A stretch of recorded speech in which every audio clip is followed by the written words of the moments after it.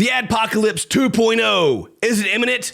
I think so. I think we're getting to that area of mess around and find out, to which every time content creators get there, we get slapped down by something terrible. First off, I am super, super sick. I got COVID. I feel terrible, but the show must go on. Don't die. I'll do my best. Do my freaking best, man.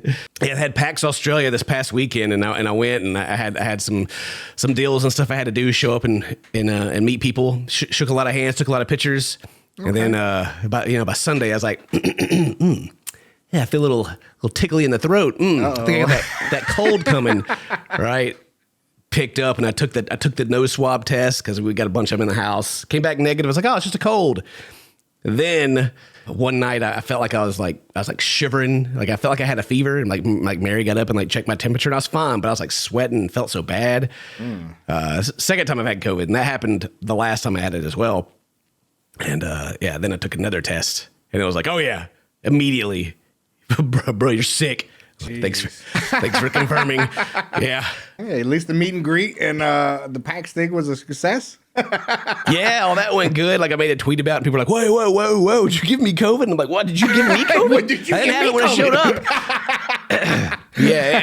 I had some things lined up I had to do because like I have the Key Creators company, right, where we go and get brand deals for creators, and so I had some brand deals lined up. So we'll eventually put those in the videos. So when you see those, leave a positive message or something. Leave a comment on those, like whenever I like pin it to the top, and say something nice, because brands, they look at that stuff. They look at the feedback, and I gotta find new ways, new revenue sources, because content creators are trying to ruin everything.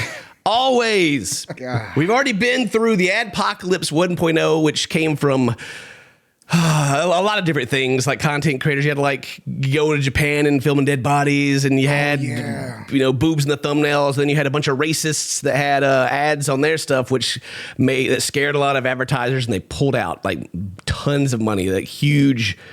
Every YouTuber that was out there was like, oh, well, I knew I didn't have a lot of job security, but I think it might actually be over. One. Right.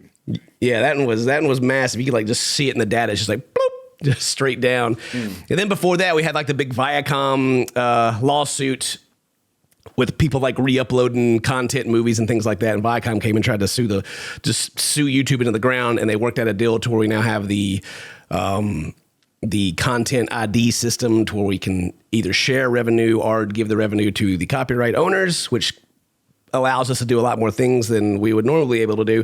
Oh, and also from the ADpocalypse, we have the what system's it called? I forget. It's where you get limited ads. Like if your content's a little too then you don't get the good ads. Yeah, you basically get controlled by your income is essentially what it is, and it makes YouTubers act right, and it works. And there's a couple of other things too, but those two big main ones of YouTubers messing around and finding out are just content creators in general. And I feel like we're heading in that direction again, to where we're messing around and we're going to find out, and I don't know what's going to happen, but it's just the general landscape. And there's a couple of cases recently that have happened that I'll use as examples, but just everything is heading in a very like negative way, where everything's like rage bait and everything is, clips for clicks, where you say something crazy on your stream or your podcast or whatever, and people look at it. Yeah. And we've had like big names come from doing things like that, like Andrew Tate and more.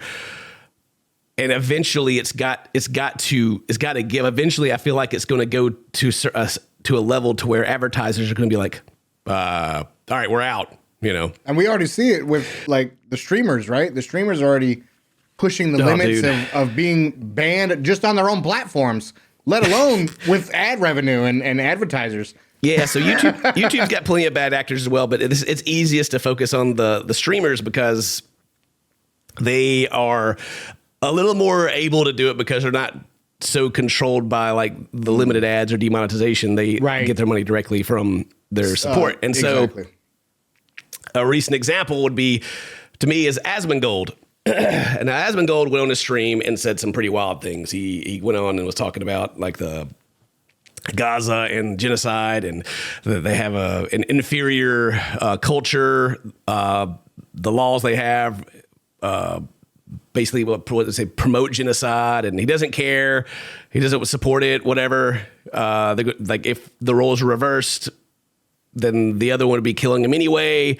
And it was very harsh, what he said. And he got like immediately called out. Twitch has banned his channel. I think he's got like a 2-week ban.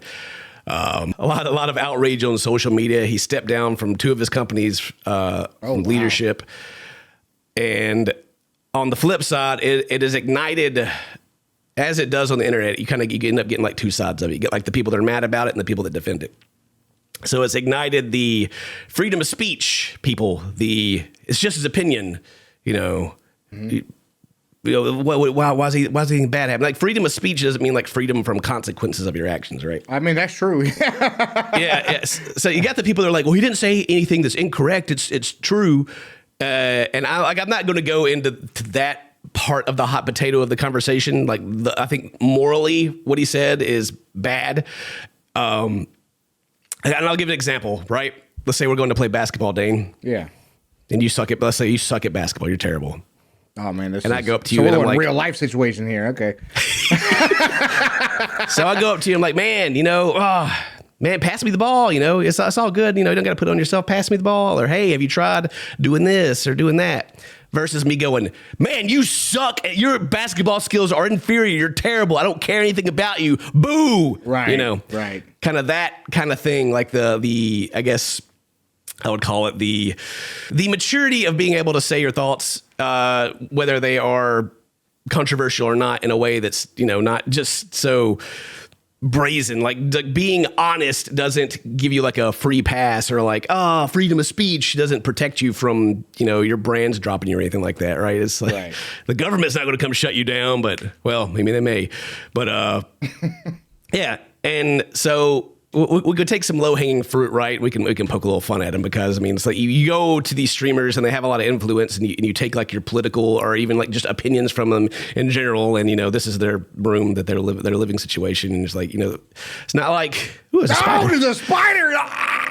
It's not like role model wise, I don't feel like any streamer is really, I don't know, like they're just people, right? Like we're not like, I don't know, PR trained or anything, trying to be like the good people.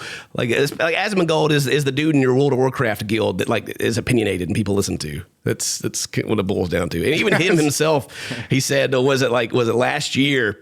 He's like, it's weird to see so many people coming out with statements about Israel and Palestine conflicts as if they need to comment on it. Can we please stop this weird culture on expecting people with no relevant background and education to talk about world events / politics? And I completely agree with that. It's like, that's people true. Criticize me for not using my platform to talk more about it, and I don't feel like I am like, I think genocide's bad, but I also don't feel like I am in a position or even like educated enough about the situation to make any like deeper statements about it. Right. I think we can all agree that it's awful and it's no good. And I got the clip here, but I'm not going to play it because I kind of feel like it's one of those things they're going to go back and try to scrub from the internet later, and I don't want the video to get taken down.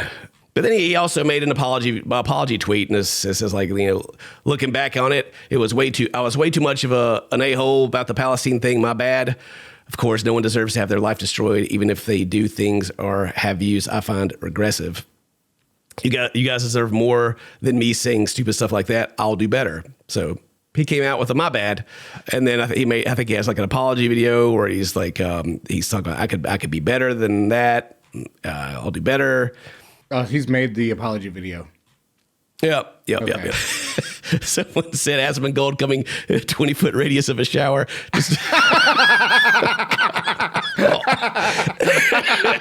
With the business, they also had like partners that have that allegedly like left. They don't want to be represented anymore or represent the companies. And I don't know. And then there's a Reddit post here on r/Asmongold. It says 54 minutes ago. I don't know when this was actually posted, but someone put it up that was recent.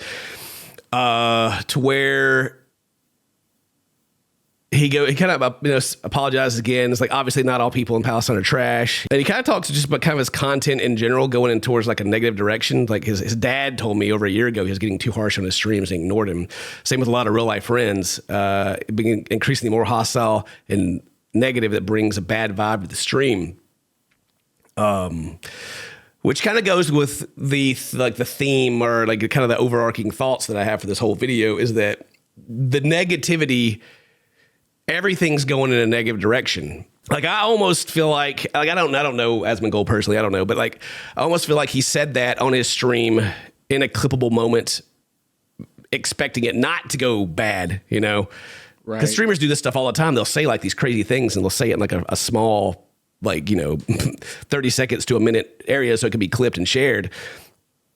But it's just the in general content creation is focusing more and more on the negative. Like even in our channel, like we used to do like meme couch and stuff like that, or even like, the 90 Day Fiance videos. Right. I can tell, like I can look and see that the ones that are more focused on us looking at things that are negative perform better overall. Now people will go in the comment section and be like, oh man, I really miss when you guys like just looked at memes or funny TikToks. And I say, I do too. Even Scott's messaging me and be like, man, all this heavy stuff I'm editing all the time, bruh. Oh, this is heavy. Where's some good wholesome stuff at? And I'm like, well, hey, if the views were there, we would continue to do it. But like historically, the TikTok videos are the ones we're just having a good laugh are the worst performing videos. So we've stopped doing as much. I still think there's like some room for them for like community kind of things. But as far as like channel growth, everything's focused on negativity. Right. Yeah. And then even like the kind of the idea of our videos we make, it's all, we look at bad things and try to find humor, not like at their expense, like say like To Catch a Predator. We're not trying to make jokes about it at the expense of potential victims, but at the expense of the stupid predator that showed up, right? Right. Absolutely. Try to find some like humor in it and make it entertaining.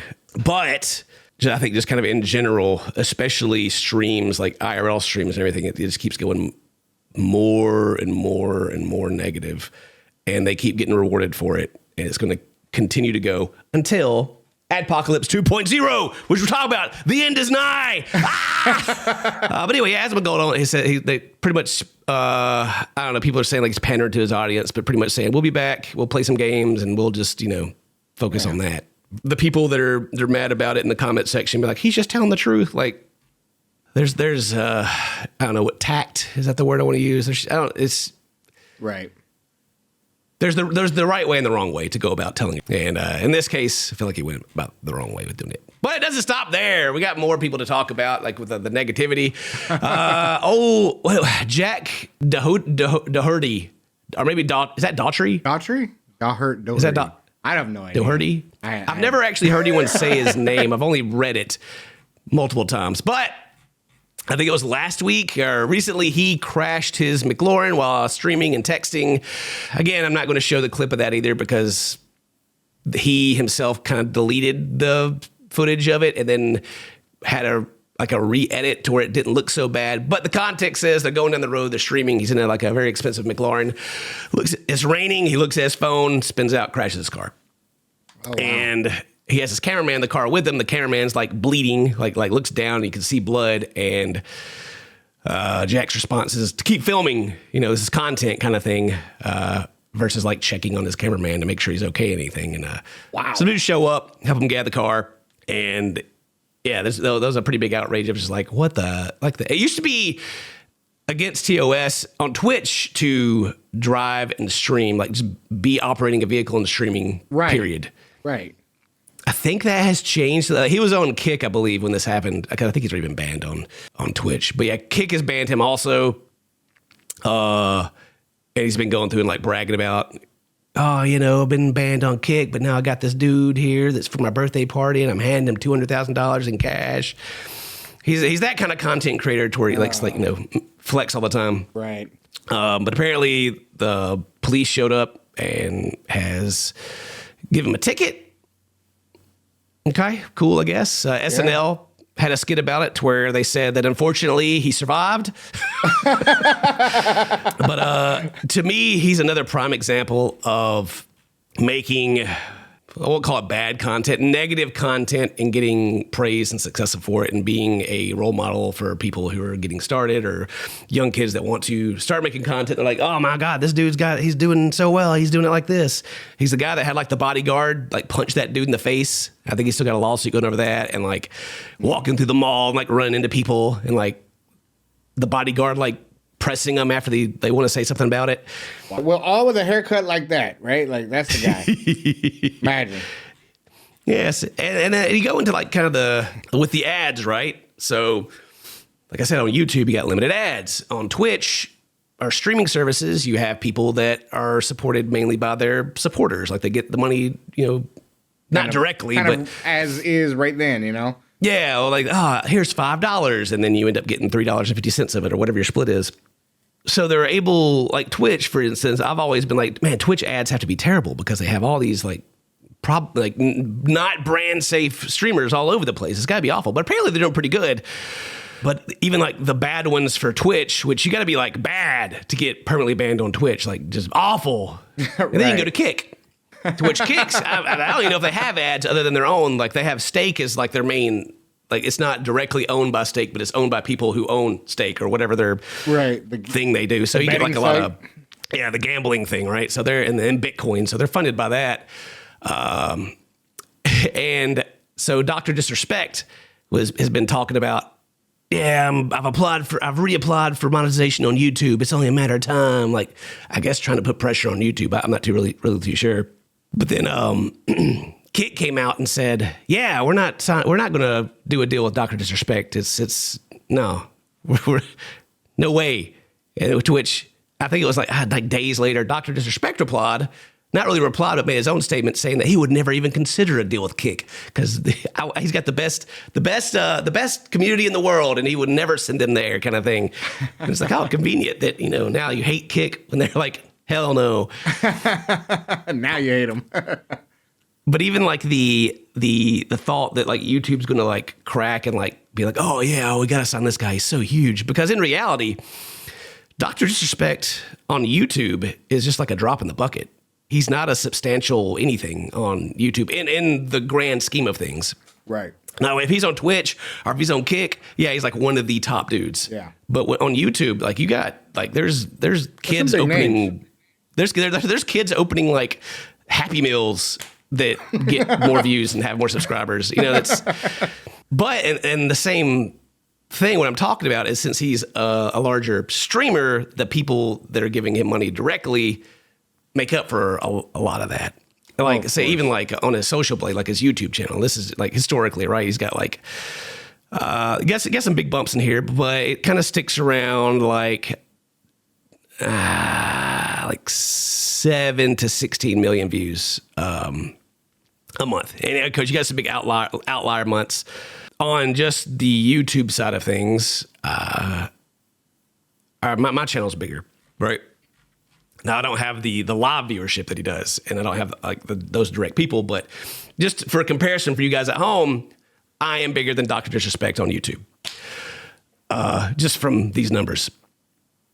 And so if I did or made the statements that he did and then backtracked him and then was like, yeah, YouTube's going to sign me at any moment, then you'd be like, shut up, dude. What are you talking about? Are you insane? Same thing. Like whoever, like maybe they do cave in the future, but like, whatever manager, whoever's like looking at the case, they go, no.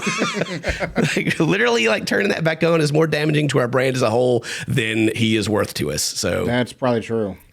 And that whole thing isn't just to dump on Dr. Disrespect. It's more to go into, I think it's important to hold content creators responsible for the content that they're creating, because it doesn't just affect them and whether or not they get banned. It affects all of us in a situation to where advertisers have a problem with what's going on and want to pull out. And then we all lose money. It's like, oh, wah, millionaires losing money, wah, cry. Yes, that's exactly right. I gotta buy a yacht and a Ferrari. I've been holding off all these years. Don't ruin it for me now. But again, content going in the way of negativity. There's also a lot of positive things happening too. Like there's a lot of good creators out there that are doing good content. They just get overshadowed a lot by the people who are making and focusing on the negative things, because that's just where content creation is going. And I think it's obvious for everyone, even the viewers. Like I've seen a lot of people being like, oh, I'm so tired of all this bad stuff all the time. But it's like, that's what gets the views. And content creators will always pander to wherever the views are, because at the end of the day, it's a business. And Yes, how the cookie crumbles, right? Yep. I'm just there looking at KSI like on this front page here. KSI has been cracking me up, dude. He has had so much one-sided beef lately. like Dan TDM. Like we made a video about it, calling them out on the Lunchables, right? Yeah. KSI went on like for weeks, just like tweeting at him and being mad about it, and like Dan never replied. Dan just moved on with his life. Like, whatever, dude. KSI was so mad about it. Which is, it's. I had this thought in the three, like you got Mr. Beast, Logan Paul, and KSI. Out of the three, I feel like KSI has like the least going on. Oh, for sure. So he's like the third wheel kind of dude. And so he's the squeakiest, the squeakiest wheel gets the most oil kind of thing. And so like, he's just been like the most active, being mad about being called out. And then like he had his music that came out as well and was like, I heard one of his tracks just kind of blew up though. I don't know. Well, yeah, it made like what the top 100 on Spotify or something. But I mean, what does the Fox say was like number 8 on that? So it's like, it kind of depends on what you want to, right. what your scale is of like, is it good or not? But yeah, this was like KSI drags Tom Holland's alcohol-free beer into a one-sided, and I don't even know what the rest of it says. I'm already like, okay. Anyway, yeah. You got anything to add in this, Dana? It's been kind of. I mean, if you're a content creator out there and you're a smaller guy, don't mess it up for yourself. All right, and let alone anybody else. Okay. So, do right. I don't have a crystal ball or anything, but I feel like I've been doing this long enough to kind of see where it's going. There's going to be something that happens that's going to make it go back in the other direction. I don't know if it's going to be within content creation or if it's going to be like a real world event or just something. It'll probably take years. It won't be instant, but something that's going to start pushing it back to the more like wholesome side, I believe. Because I don't know, I feel like the whole landscape of content creation, just kind of just people in general is, I don't want to call it it's not because of politics or anything, but it seems like everything is so like charged and it's like so ready to jump on someone else for like any shortcomings or anything like that, that this kind of content just kind of fits in with that kind of theme. I guess I call it a theme. Yeah. If that makes sense. I don't think it's just a content creation thing. I think it's just kind of a society thing at the moment, unfortunately. These things go in cycles. I feel like we're going to start going. I almost feel like we're like in the early 2000s, like edgy cycle, except it's more like hate based, Right. But with real world stuff, kind of, I don't know, in this weird place where everyone's on edge. I think wholesome content has a spot, and I hope it kind of becomes more mainstream. I don't know how soon, but I hope pretty soon. Yeah, me too. Really, I want to go back to making like just nice stuff. I think it's also a result though of like we just went through like 2016 to like 20 whatever. We had like the very like strong what people on Facebook will be like the woke era. The woke mind virus. Very strongly on that side, and now it's like the other side is like fighting back so hard, and it's pushing back to that side. It kind of goes back and forth until we find like the nice middle where we should always be. But anyway, that's enough, I guess. Thank you guys very much for watching. Made it through the video. I'm sweating right now. I got the air conditioner on, and I'm just like pouring. Leave a nice comment. Tell me to get better, please, and I'll catch you guys in the next video. Today's your birthday. Happy birthday. Say hello to my friends. I'll see you next time. Bye-bye.